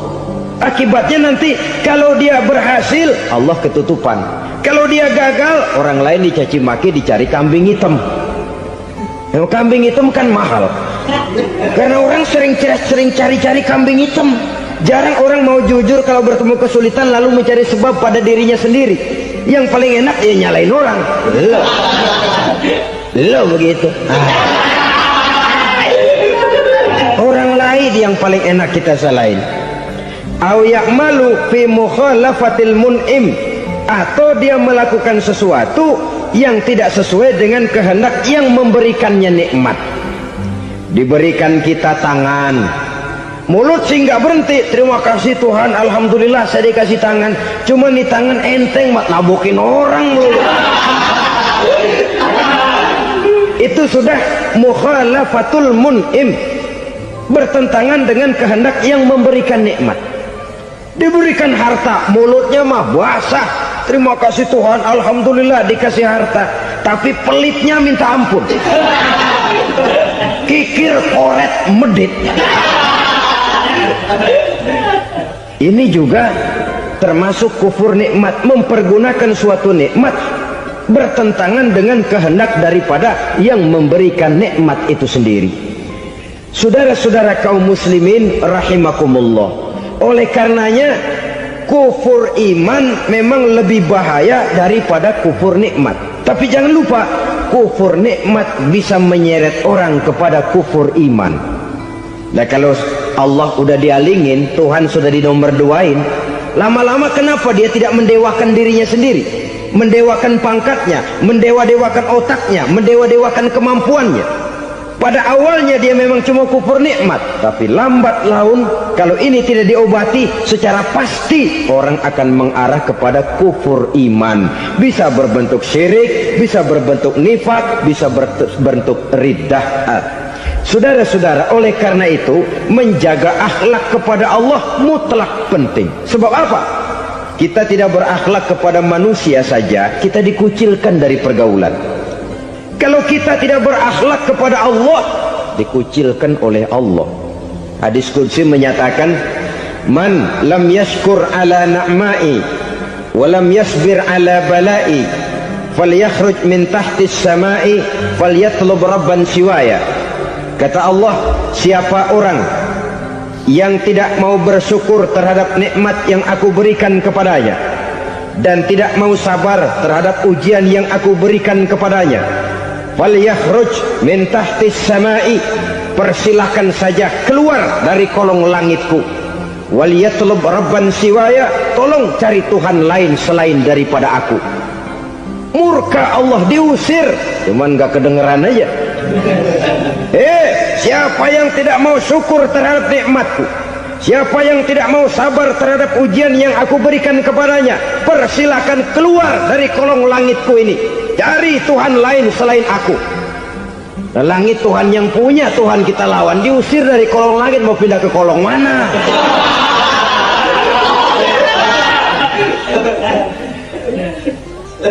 Jadi jangan merasa kufur nikmat kan enteng. Iya, kelihatannya begitu, tidak sebahaya kufur iman. Tapi kufur nikmat ini merupakan anak tangga yang kalau kita sudah mulai naik, kita akan naik terus sampai kepada tingkat di mana kita mengalami kufur iman. Kalau sudah ke sana, maka akhlak kita kepada Allah terkenalah erosi, terkena polusi, hancur akhlak kepada Allah, dan itulah sumber kesengsaraan abadi. Kalau cuma kita tidak berakhlak kepada manusia, barangkali resikonya cuma kehidupan di dunia ini. Mungkin juga ada kehidupan akhirat. Tapi kalau sudah tidak berakhlak kepada Allah, dunia akhirat kita rugi dan celaka. Maka pada kesempatan ini saya mengajak, marilah jaga baik-baik akhlak kita kepada Allah. Satu kali kita bertauhid, sampai mati kita bertauhid. Satu kali la ilaha illallah, jangan tergelincir lagi kita keluar daripada kalimat itu. Satu kali kita bertuhankan Allah, jangan bertuhan yang lain selain daripada Allah. Jangan sekutukan Allah, jangan samakan Allah dengan sesuatu, jangan mengangkat yang lain sama agungnya dengan Allah. Sebab dengan demikian kita seolah-olah sudah mengotori akhlak kita kepada Allah Subhanahu wa ta'ala. Saudara hadirin yang saya hormati, jadi oleh karenanya akhlak kita kepada Allah merupakan basis daripada kehidupan beragama. Kalau itu sudah mulai rapuh, mulai terkena erosi dan polusi, mulai rusak, dikhawatirkan nanti nilai ibadah kita kepada Allah juga akan turut ambruk karenanya. Saudara-saudara kaum muslimin rahimakumullah, tugas yang kedua, memperbaiki akhlak manusia kepada sesama manusia. Kita tahu Islam sesuai dengan namanya adalah agama damai. Maka akhlak manusia kepada sesama manusia menempati porsi yang penting dalam kehidupan beragama. Bagaimana seorang muslim bergaul, bertata krama terhadap sesama manusia. Mari kita lihat lebih jauh persoalannya. Untuk memudahkan pembicaraan dari kacamata agama, kita kelompokkan saja manusia itu dalam dua. Pertama yang seiman, dan yang kedua yang tidak seiman. Yang tidak seiman itu kita sebut saja kufur atau kafir. Nah, kepada yang kafir pun kita diajarkan untuk berakhlak, apalagi kepada yang memang nyata-nyata seiman, sekeyakinan, seakidah. Kemanapun Islam datang, ke negara manapun ia masuk, ia tidak menaburkan kerusakan. Jadi tidak benar kalau orang pernah itu menggambarkan saking sentimennya, seorang orientalis pernah menggambarkan Nabi Muhammad di tangan kirinya Quran, di tangan kanannya pedang, menggambarkan seolah-olah Islam dikembangkan dengan kekerasan.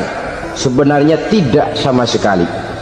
Kalaupun dalam sejarah perkembangan Islam pernah terjadi perang, maka perang dalam Islam sesungguhnya, apabila kita amati sejarahnya, bukan untuk memaksakan agama, karena memang agama tidak bisa dipaksakan, tetapi justru untuk mempertahankan agama dari segala macam hambatan, rintangan, hinaan, dan fitnahan. Tapi kemanapun yang jelas Islam masuk, dia tidak pernah membuat kekacauan, kerusuhan, ataupun penghancuran. Candi Prambanan bahkan dipugar, gereja-gereja tidak ada yang dihancurkan oleh umat Islam. Kenapa? Islam agama damai. Soal agama, soal lakum dinukum waliyadin, la ikraha fid din, qad tabayyana ar-rusydu minal ghayy. Tidak ada paksaan dalam beragama, sebab nyata yang benar dengan yang tidak benar. Belum pernah ada orang kafir masuk ke perkampungan orang Islam lalu dikejar-kejar, diteriakin kafir, kafir, sunatin.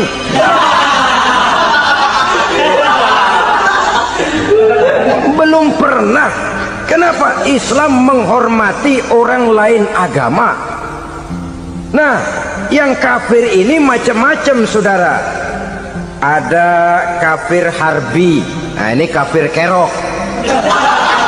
Ini kafir yang nyata-nyata memproklamirkan permusuhan kepada umat Islam, nyata-nyata mengganggu ketenangan umat Islam. Kafir yang seperti ini yang boleh diperangi. Misalnya kita mau sembahyang Jumat dijagain, nggak boleh sembahyang Jumat, getok palanya. Kafir harbi artinya tantangan perang datang dari mereka, bukan kita yang mulai, mereka yang buka front. Prinsipnya umat Islam tidak boleh mencari-cari musuh, tapi pun tidak boleh lari kalau ketemu musuh. Musuh jangan dicari, ketemu jangan lari. Karena itu kesan seolah-olah umat Islam ini teroris, umat Islam ini destroyer, umat Islam ini sering menimbulkan keonaran, kerusakan. Sungguh satu fitnahan yang sangat keji. Umat Islam adalah umat yang cinta damai. Islam di masa perkembangannya masuki Eropa melalui Selat Gibraltar, Jabal Tariq, memasuki Spanyol. Islam tidak pernah meruntuhkan gereja. Islam tidak pernah membunuh orang-orang Nasrani. Bahkan Islam mewariskan peradaban dan kebudayaan yang begitu tinggi nilainya di bidang ilmu pengetahuan, sampai ketika itu Barat banyak mengkaji ilmu pengetahuan dari dunia Islam. Buku-buku berbahasa Arab diterjemahkan ke bahasa Yunani, dipelajari oleh para cendekiawan di negeri Barat sana. Mereka mengambil manfaat yang banyak dari masuknya Islam ke Eropa. Sementara gereja tetap berdiri dengan megahnya. Kuil-kuil tempat peribadatan tidak satupun yang diusik-usik. Kenapa? Islam agama yang cinta damai. Asal dia tidak diganggu, asal kehormatannya tidak dihinakan. Jadi kafir harbi, kafir yang nyata-nyata nantang perang, ngajak belekai, itu kafir yang nyari penyakit. Kafir harbi ini boleh diperangi dengan catatan mereka yang memang mulai. Yang kedua kafir zimmi. Kafir zimmi, kafir yang hidup di tengah mayoritas muslim, tapi mereka mau hidup dengan aman, damai, tenang. Mereka wajib dilindungi. Bahkan Nabi pernah memberikan satu jaminan, man aza zimmiyan faqad azani. Siapa yang mengganggu orang kafir zimmi sama saja dengan mengganggu saya. Kehormatannya dijaga, harta bendanya dilindungi, anak istrinya pun dilindungi. Dan ini jadi kenyataan. Saudara bisa lihat di negara-negara yang mayoritas penduduknya beragama Islam, orang-orang kafir di luar Islam hidup dengan tenang, aman, damai. Di Saudi Arabia, di luar tanah haram, di luar Mekah dan Madinah, banyak orang-orang kafir mencari nafkah. Mereka tenang, aman, dilindungi undang-undang. Begitu di Mesir, begitu di negara Indonesia yang berdasarkan Pancasila ini. Kehidupan beragama menimbulkan gairah, rukun, tenang, aman, damai, sepanjang tidak saling ganggu, tidak saling usik, menghargai orang yang sudah beragama, tidak menjadikan penganut suatu agama sebagai sasaran dari dakwah agama lainnya. Saudara-saudara kaum muslimin rahimakumullah, jadi memang oleh Al-Quran kita dianjurkan asyidda 'alal kuffar ruhama bainahum, tegas kepada orang kafir, kasih sayang kepada sesama muslim. Tapi tegas bukanlah berarti marah-marahan, bukan berarti musuh-musuhan, bukan ngajaki perang. Tegas dalam arti punya garis tentang kehidupan beragama, lakum dinukum waliyadin. Soal kehidupan sosial, mari kerjasama. Bangun jalan, ayo rame-rame. Siskamling, mari bebarengan. Bikin puskesmas, mari sama-sama. Tapi kalau sudah soal agama, itu tidak perlu ada toleransi agama. Yang perlu toleransi antar umat beragama. Kalau umatnya mau kerjasama silakan, tapi tidak menyangkut soal ibadah. Jangan kerjasama di bidang ibadah. Itu kerjasama yang salah pasang, saudara-saudara. Sehingga dengan demikian toleransi adalah menyangkut kehidupan antar umat beragama. Sedangkan agama sendiri punya kapling yang nyata. Sehingga dengan demikian tegas kepada orang kafir dalam arti kita punya satu kepribadian, tidak ngambang. Enggak, lalu kalau ditanya orang, sebenarnya agama lu apa sih? Ah, gua mah gimana musimnya aja. Agama pakai musim kayak rambutan. Akhirnya ya begitu, musim-musiman. Ke masjid kelihatan, ke gereja hayo, ke candi nongol, ke apa? Bingung malaikat bagaimana nyatetnya nih bocah ini. Di mana aja ada. Kita punya satu kepribadian. Saya muslim dan garis saya ini, lakum dinukum waliyadin. Bagi Tuhan persilakan agama Tuhan, bagi kami agama kami. Kami hormati Tuhan, Tuhan hormat kepada kami. Tapi soal agama, kaplingnya jelas. Kerjasama, mari urusan muamalah, bidang sosial. Yuk kita siskamling sama-sama dengan orang lain agama. Mari jaga kerukunan, kesatuan, persatuan, kekompakan. Perbaiki jalan yang rusak, mari sama-sama. Mendandani jembatan yang runtuh, mari sama-sama. Tapi sembahyang, kaplingnya lain-lain. Sebab Nabi juga dulu pernah ditawarkan begitu loh sama kafir jahiliyah dulu, Quraisy itu. Sudah Muhammad, sekarang begini saja, kita join aja daripada marah-marahan. Hari ini saya oke menyembah Tuhanmu Allah, besok gantian kamu menyembah Tuhan kita Latta, Uzza, Manat dan Hubal. Turun, qul ya ayyuhal kafirun la a'budu ma ta'budun. Soal ibadah kaplingnya jelas, tidak boleh dicampur adukkan. Sebab kalau tidak, kita akan mulai kehilangan identitas diri. Dan disitulah krisis kehidupan keyakinan beragama dimulai. Dari krisis identitas. Hujan gede kan mulainya gerimis dulu. Di mana-mana ya gerimis dulu. Gerimis makin lama makin gede. Kita akan mulai dengan kehilangan identitas diri. Dari sana nanti kita malu mengakui keislaman kita. Kalau orang Islam malu mengakui keislamannya, ini kan ironi, menyedihkan. Ngakui Islamnya saja malu, menonjolkan keislamannya malu, tidak ada rasa bangga beragama. Padahal ini modal dasar. Hanyalah dengan rasa bangga beragama kita lalu konsekuen. Bangga yang tidak konsekuen, wah pokoknya kan gua kan Islam, agama yang paling benar. Tapi hidupnya sendiri jauh dari tuntunan Islam. Itu bangga yang tidak beralasan, bangga yang tidak perlu dibanggakan sebenarnya. Kebanggaan yang membuat kita konsekuen dan dekat dengan kehidupan beragama. Jadi dengan demikian saudara-saudara, kepada non-muslim kita juga harus berakhlak. Bukankah ini sudah dicontohkan oleh Rasul? Bagaimana beliau disambiti orang di Taif, yang menyambiti malah didoakan. Bagaimana Suraqah mau membunuh beliau, malah Suraqah didoakan.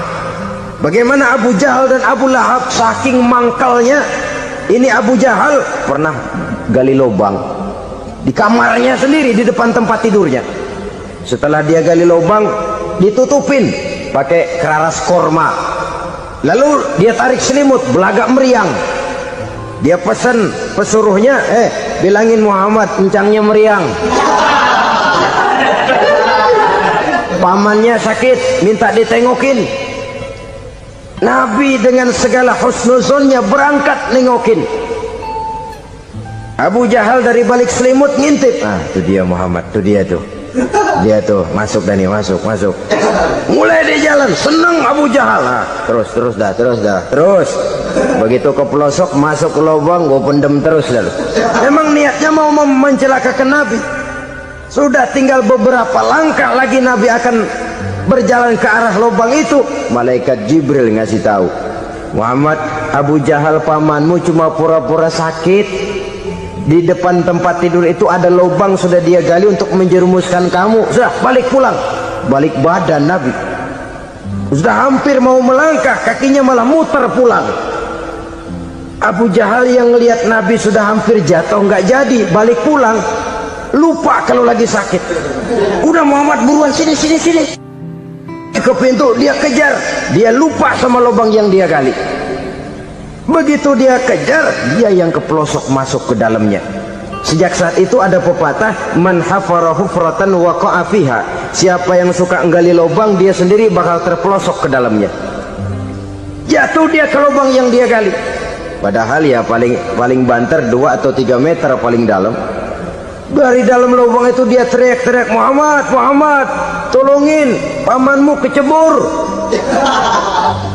Kasih tahu Muhammad, kasih tahu. Datang lagi lah pesuruhnya, Muhammad, pamanmu Abu Jahal kecebur, minta tolong diangkatin. Sudah diulur tambang, habis sambung lagi, nggak bisa sampai. Masa iya, cuma kamu yang bisa nolong. Apa yang dilakukan Nabi? Balik mau nolongin. Akhlak. Kita kalau ada orang gali lubang buat nyeburin kita, dia sendiri yang kecebur. Goro gua kagak lemin loh.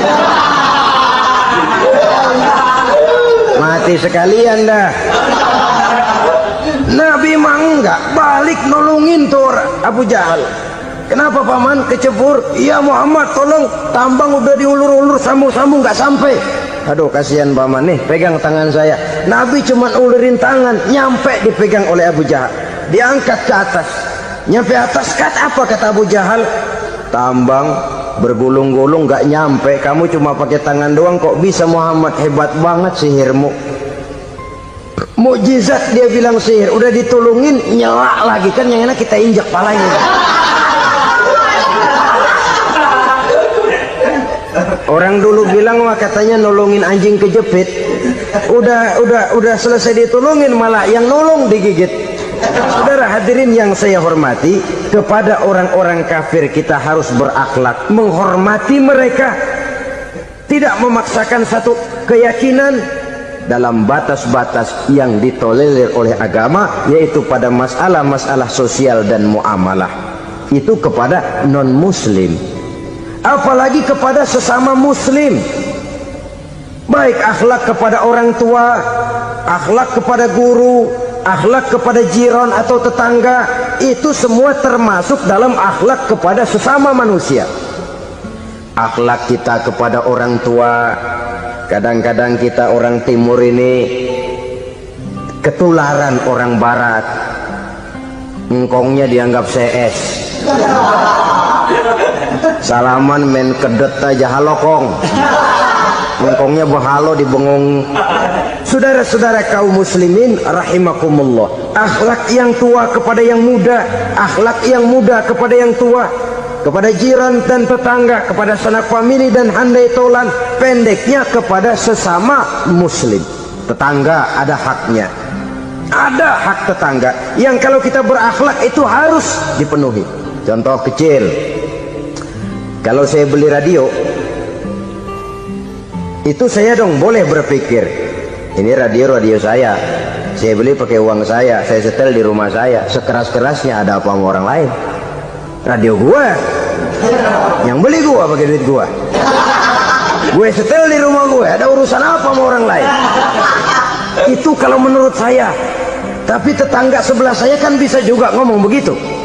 mata gue, yang ngantuk gue tidur di rumah gue. Kenapa suara radio lu masuk kemari? Ketika itulah lalu kebebasan saya nyetel radio dibatasi oleh kebebasan tetangga saya yang mau tidur. Ini sudah akhlak namanya.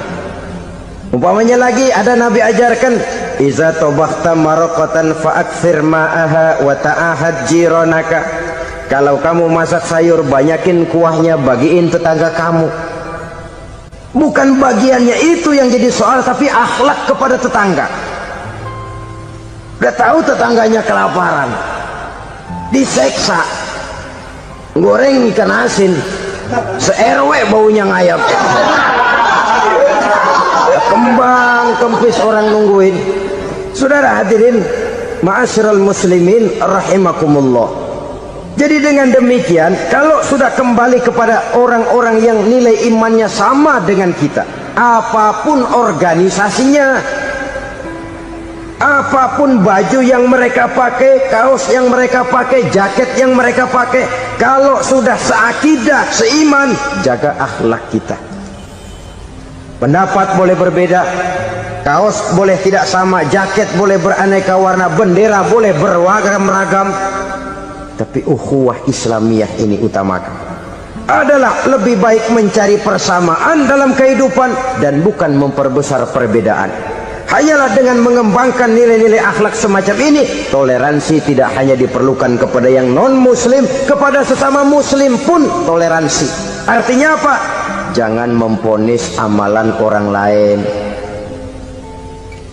Yang usoli, yang tidak usoli, berjalanlah menurut keyakinannya masing-masing. Jangan lalu memponis, itu namanya nggak toleransi. Kamu nggak pakai usoli ya? Enggak. Brengsek. Kamu pakai usoli ya? Iya. Bid'ah.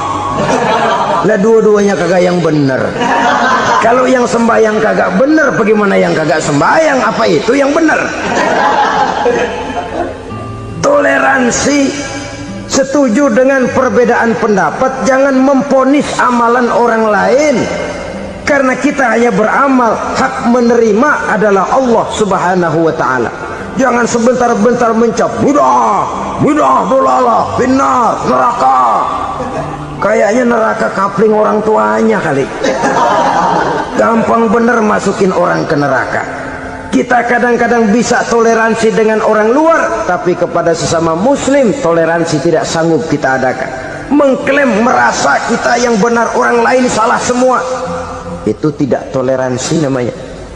Mentang-mentang jadi ustadz nih, satu-satunya ustadz di sini ya, semuanya mesti ngaji kemari. Kalau nggak ngaji kemari, Islamnya kurang tapi bener. Toleransi. Saudara-saudara kaum muslimin rahimakumullah, lapang dada menghargai orang yang berbeda pendapat, apalagi kalau perbedaan pendapat itu menyangkut hal-hal yang tidak prinsipil, menyangkut hal-hal yang sekunder dalam kehidupan beragama, menyangkut masalah-masalah yang dalam bahasa fikih disebut soal-soal furu'iyah. Tidak usah menyebabkan kita bersih tegang. Kepala sama hitam, pendapat boleh berbeda dan halal. Bahkan Nabi mengatakan ikhtilafu ummati rahmatun, perbedaan pendapat di kalangan umatku bahkan menjadi rahmah, sepanjang perbedaan pendapat itu diiringi dengan rasa toleransi. Tapi kalau sudah main baku hantam, main klaim, memponis orang lain, akhirnya timbullah keretakan. Jangan heran kadang-kadang satu masjid dua kelir. Ya soal kelir boleh kelar-kelir, boleh kelar-kelir, tapi kalau harus terlalu mencolok menyebabkan timbulnya keretakan, saya kira yang akan turun bukan lagi rahmah tapi bala. Bala akan menimpa kita, jatuh kita menjadi umat yang lemah. Oleh karena di antara kita sendiri, sesama kita tidak pandai bertoleransi, tidak lapang dada. Ada anak muda kelihatannya mau majuan dikit, yang tua curiga. Nih, kalau dia maju pasaran gua bangkrut dong nih. lalu ditekan tuh anak ditekan melejit. Kadang-kadang yang tua maksudnya baik mau memelihara, yang muda salah terima. Kan tua kejemur. Dari dulu sampai sekarang gitu-gitu doang. Anak kemajuannya. Padahal yang tua barangkali maksudnya juga baik, mau memelihara. Sebenarnya kalau kita bisa mencoba mencari titik temu dengan alur komunikasi, tidak merasa diri yang paling benar, tapi toleransi, boyak menerima pendapat orang lain, setidaknya mau mendengar omongan orang. Yang susah kalau udah kena penyakit nggak mau ngerti omongan orang, nggak mau nerima pendapat orang. Kodok di kolong tempayan, cukeng kayu asem, asal ijo udah ijo aja ijo dah. Nggak ngerti omongan orang, yang kayak begini yang orang jadi kesandung. Oleh karena itu saudara-saudara, alangkah nikmatnya kehidupan ini apabila kita menyadari kita ini ummatan wahidah, satu umat yang satu, yang diikat dengan akidah. Kalau kepada yang non muslim saja kita diajarkan untuk berakhlak, apatah lagi kepada yang seiman, seakidah, sekeyakinan. Wajarkah perbedaan pendapat yang kecil-kecil lalu menyebabkan kita bertolak belakang, cerai-berai, centang perenang? Bila bertemu di jalan yang satu menyisi ke kiri, yang lain menyingkir ke kanan. Kalaupun juga bercampur di tengah kumpulan orang banyak, persis air dengan minyak. Yang atu melengos, yang atu madep mojok. Orang lain senyum, dia mau pada manyun. Saudara-saudara kaum muslimin rahimakumullah, realita ini walaupun tidak enak, pahit, tapi masih hidup di sebagian masyarakat kita. Ini yang perlu kita atasi. Soal toleransi kepada orang lain, sejarah sudah membuktikan. Mari kita jangan cuma bisa mengajak orang lain, umat lain untuk bertoleransi dengan kita, tapi kepada sesama kita. Toleransi ini perlu kita tegakkan, perlu kita bina, terutama di dalam kita menuju bentuk ideal daripada konsep ukhuwah Islamiyah ini, yang memang selalu kita akan cari bentuk-bentuk idealnya sejalan dengan perkembangan situasi dan kondisi yang dihadapi oleh umat. Perbedaan organisasi, perbedaan kepentingan organisasi tidak seharusnya menyebabkan kita merasa meremehkan orang lain dan mengangkat diri, mengklaim diri sebagai yang ter. Jadi dengan demikian, apabila yang pertama tadi akhlak kepada Allah dinamakan hablum minallah, maka yang kedua ini merupakan hablum minan nas. Jikalau baik akhlak kita kepada Allah, baik akhlak kita kepada manusia, nikmat rasanya menjalani kehidupan. Kadang-kadang orang akhlaknya kepada manusia baik, tapi kepada Allah tidak baik. Hormat sama yang tua, menyayangi yang muda, sama tetangga rukun, tapi sama Tuhan nggak mau sujud. Ini baik kepada manusia, tapi tidak berakhlak kepada Allah. Atau sebaliknya, sujudnya sama Allah mah tekun, bener, khusyuk, bahasanya juga fasih, luar biasa. Tapi sama manusia sombong, takabur, ujub, merasanya dia doang yang paling benar. Sebab iblis itu ya, itu kadang-kadang datang lewat hati, dan memang selalu markasnya di situ. Kalau dia tidak bisa menggoda kita dengan yang lain, dia tumbuhkan sifat ujub. Dia bisikin, wah memang di kampung ini yang paling banyak ibadahnya ente. Yang lain mana, lihat tuh kerocok semua.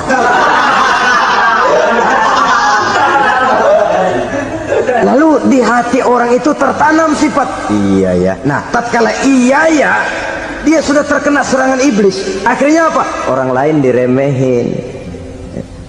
Asalnya nggak mau sembahyang aja diajak salaman dan najis aja dah. Ketemu juga mukanya ditekuk 4.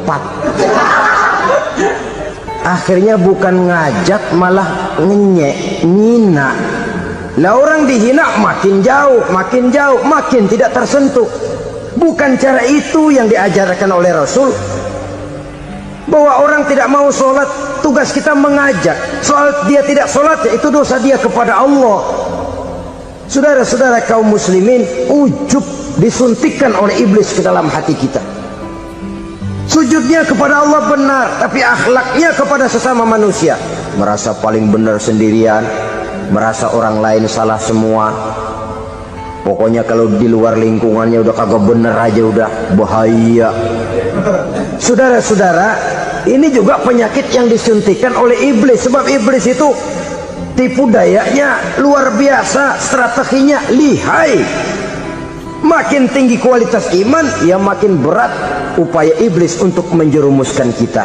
Karenanya saya mengajak, marilah kita bertoleransi, baik kepada non-muslim, lebih-lebih lagi kepada sesama muslim yang kebetulan berbeda baju, berbeda kaos, berbeda organisasi, lain bendera yang dibawanya. Tapi toleransi mari kita canangkan. Kita terikat oleh ukhuwah Islamiyah.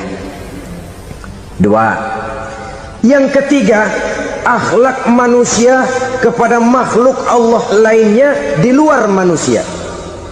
Saudara-saudara, dengan berakhlak kepada Allah, berakhlak kepada sesama manusia, berakhlak kepada makhluk Allah di luar manusia, baik flora maupun fauna, maka mudah-mudahan akan terciptalah satu ekosistem, satu lingkungan hidup yang membuat kita nikmat menjalani kehidupan ini.